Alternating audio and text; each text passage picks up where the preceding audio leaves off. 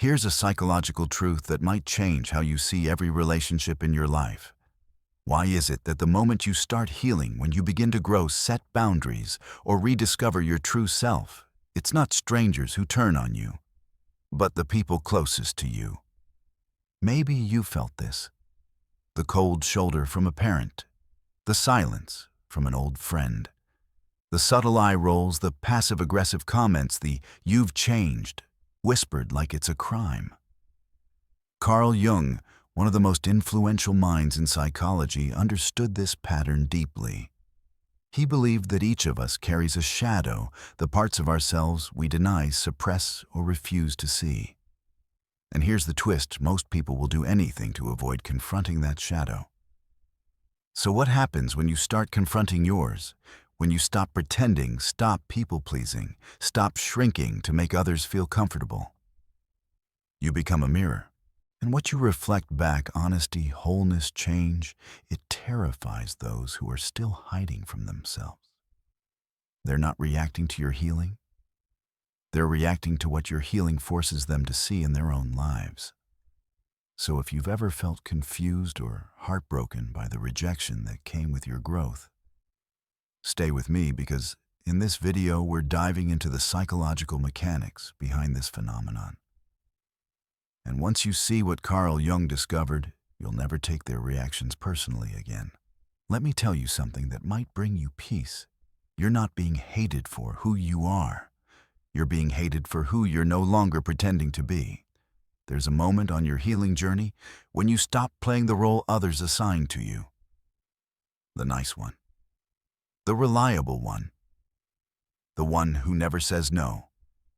The one who makes everyone comfortable by staying small. But when you step out of that role, when you begin to take up space, speak your truth, protect your peace, you trigger something deep in the people around you. Carl Jung called it projection, when someone unconsciously places their own unhealed pain, fear, or shame onto someone else. And often that someone is you. Think about it. Your growth becomes a spotlight. And whatever they've been avoiding in themselves, it suddenly becomes visible. But instead of facing it, they blame you for turning on the light. You set a boundary, they call you cold. You speak with confidence, they say you're arrogant. You pursue peace, they accuse you of being selfish. But none of those labels actually belong to you. They're projections, emotional baggage that was never yours to carry. What they're really reacting to is the loss of control. Because when you stop being who they need you to be, they're forced to confront something terrifying, the emptiness behind their own emotional patterns. This is why their anger feels so personal, yet so confusing. It's not about your essence. It's about their discomfort.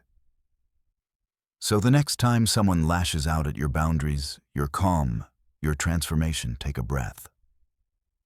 Remind yourself, this is not about me.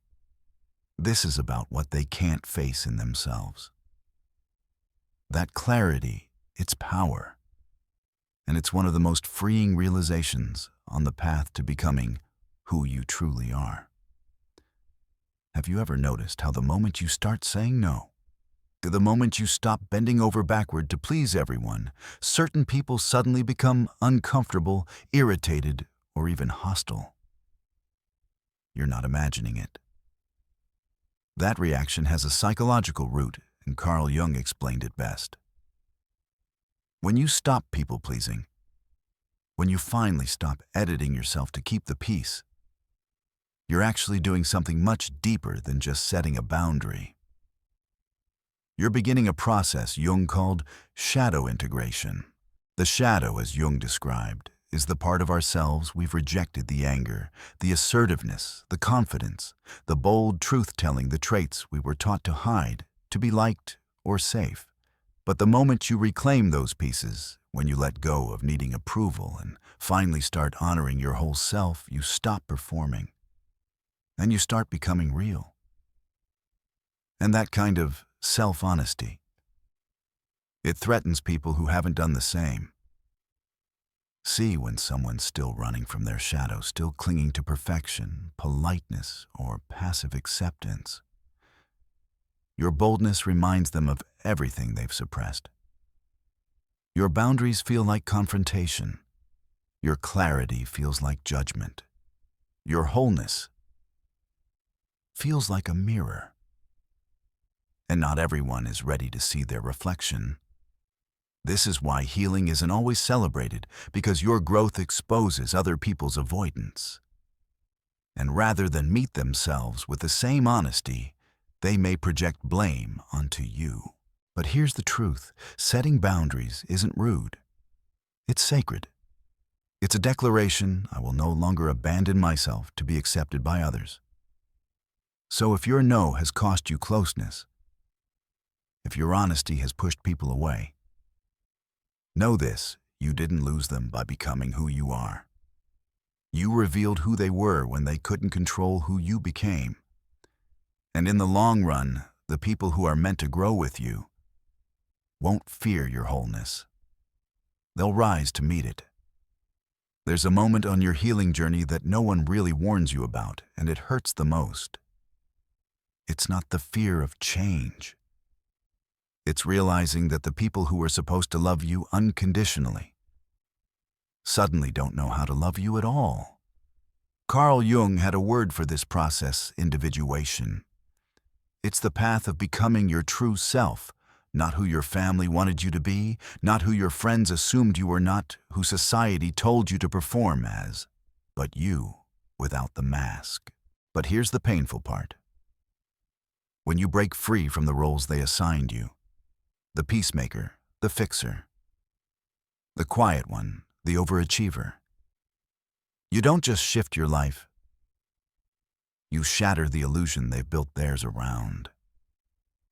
You see, people often unconsciously design their reality around who they need you to be. Your silence made them feel powerful. Your overgiving made them feel loved. Your self-denial kept the family system stable. So when you say, "That's not me anymore," what they hear is, "Your version of reality is no longer safe." It's not that they hate the real you.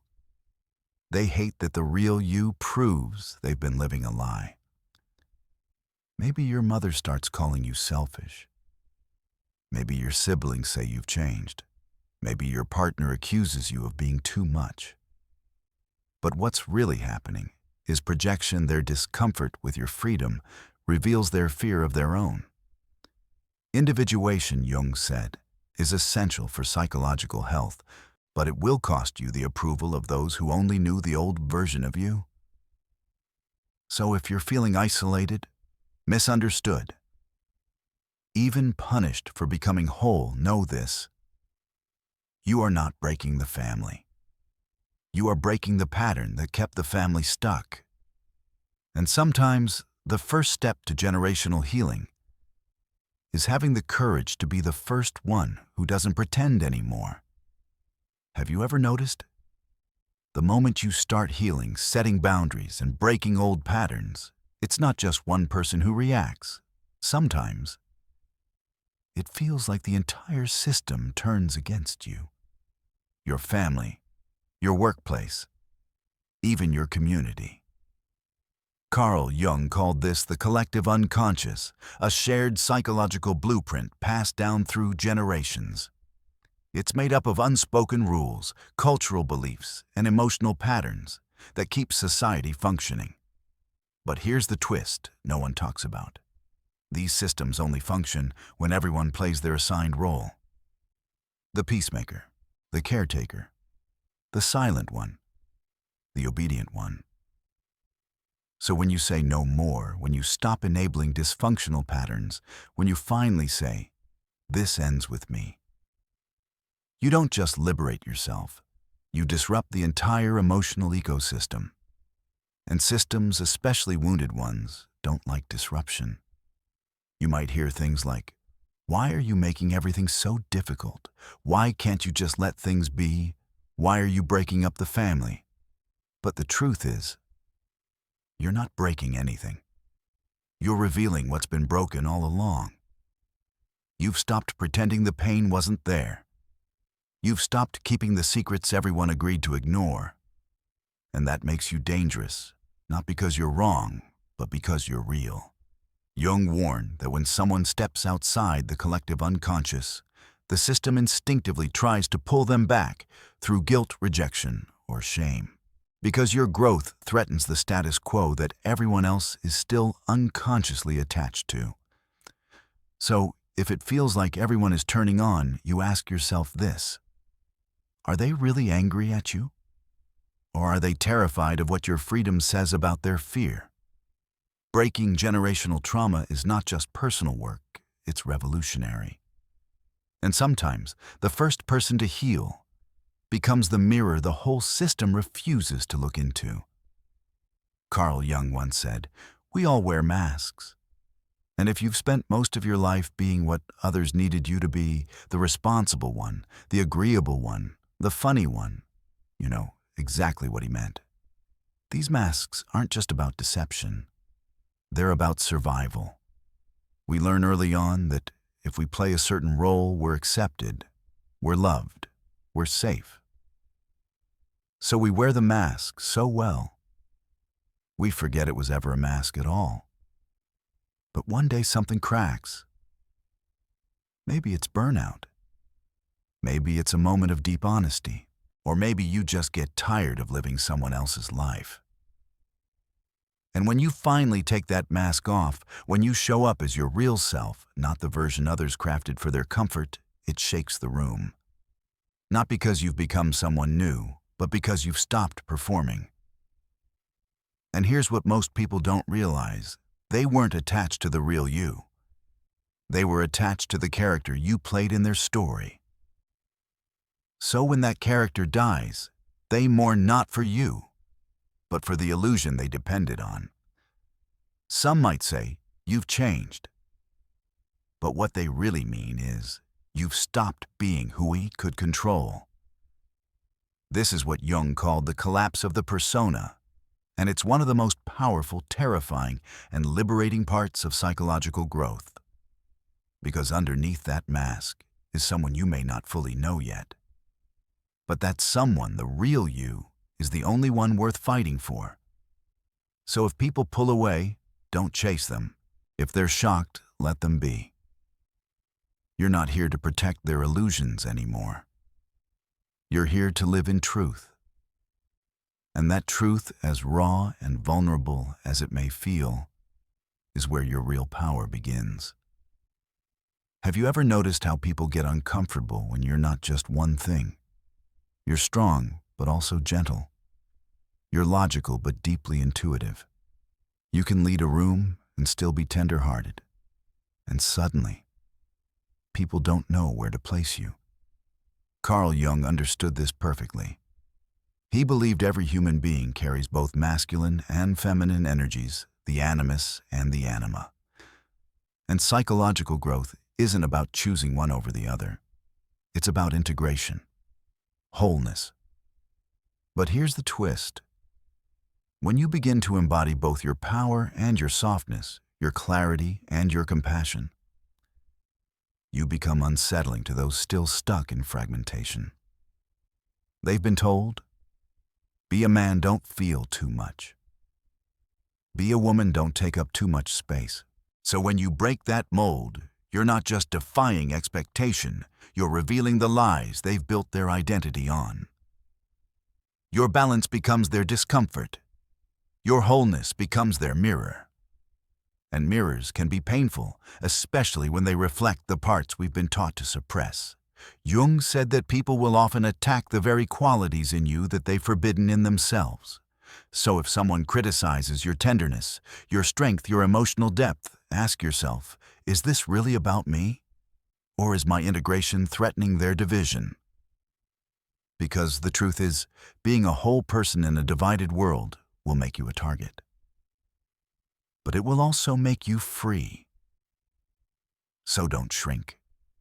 Don't choose one part of yourself just to keep others comfortable. Be soft and strong. Be still and wild. Be all of it. That's where your real power lives. Have you ever felt like you're being pulled in two different directions, like there's a battle inside you between two truths? One part of you wants connection, the other craves freedom. One part of you is nurturing the other, fiercely independent. Carl Jung believed that this inner tension isn't something to be fixed. It's where your transformation begins. He called it the transcendent function, and the ability to hold opposing forces within yourself without trying to resolve them too quickly. Think of it like this: instead of choosing either or, you learn to live in the and. You're strong and vulnerable. You're grounded and imaginative. You're clear and conflicted. And when you stay with that tension long enough, something incredible happens. A new level of consciousness is born. You begin operating not from fear, not from old patterns, but from awareness, choice, and deep personal truth. But here's the catch. That kind of presence, it scares people. Because when you stop reacting predictably, when you're no longer stuck in black and white thinking, you become impossible to manipulate. You can no longer be guilted, shamed, or pushed into boxes you've outgrown. You've out-evolved the script. And for those still trapped in binary thinking, who need label sides and certainty to feel safe, your psychological freedom feels like chaos. But Jung saw it differently. He believed this transcendent awareness isn't just personal growth, it's a spiritual evolution.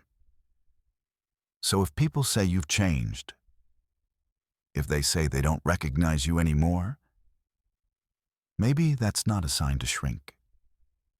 Maybe it's proof that you're finally becoming who you were always meant to be. So let me ask you this: what if the discomfort you feel right now isn't a breakdown, but a breakthrough? Stay with the tension. Let it shape you. Because on the other side of contradiction is clarity. And that clarity, it's the beginning of real freedom.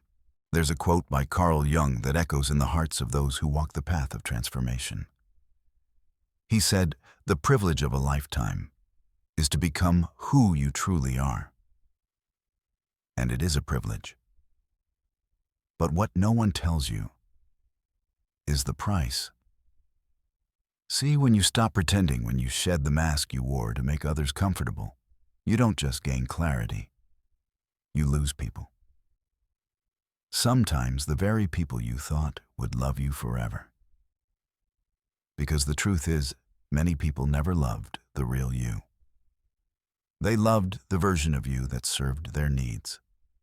The agreeable one, the quiet one, the one who didn't challenge their beliefs, didn't set boundaries, didn't grow too fast. And the moment you start evolving, you become a mirror. Your growth reflects everything in them that's still stuck. Your freedom exposes their fear. Your truth shatters their illusion. And that illusion, it's what they were holding on to, not you. So yes, becoming who you truly are might cost you connection with the old circle. But here's what you gain: self-respect, inner peace, real alignment, and eventually, new relationships built on truth, not performance. This isn't a punishment, it's a purification. The ones who walk with you after you've stripped away your mask, those are your soul-aligned people. So if you're in the midst of this shedding process, if you feel the grief of being misunderstood or abandoned, remember, it's not a sign you're on the wrong path. It's confirmation that you're on the only one that truly matters, the path back to yourself. And maybe that's the real privilege of a lifetime. Not being liked, not being accepted, but being whole.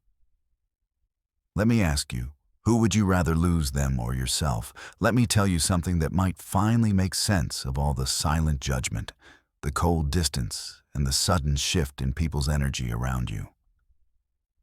They don't hate you. They hate what you represent. Your growth, your healing, your courage to change. It forces them to look in the mirror. And that reflection, it's not something everyone is ready to face.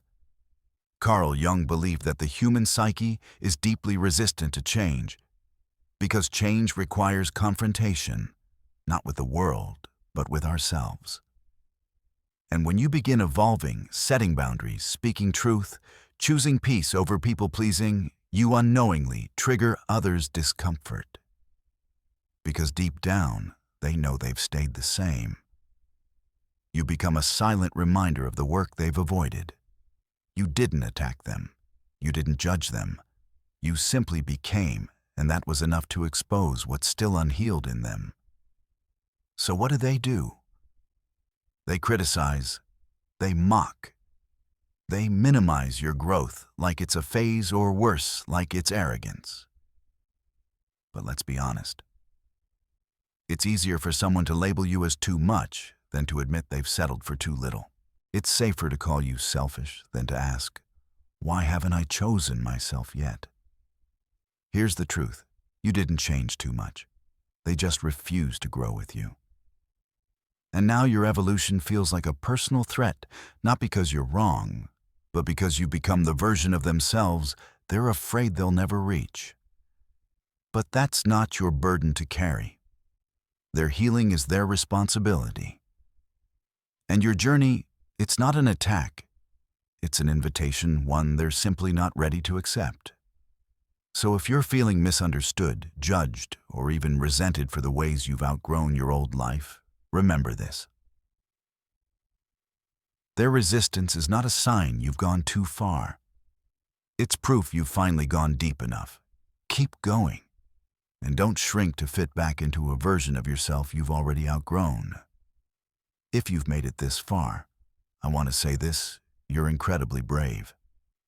Not because you have all the answers, but because you dared to ask the deeper questions. Because you chose to heal when it would have been easier to numb. Because you removed the mask, even when it left you exposed.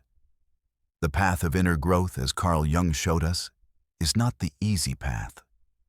It's not loud. It's not glamorous.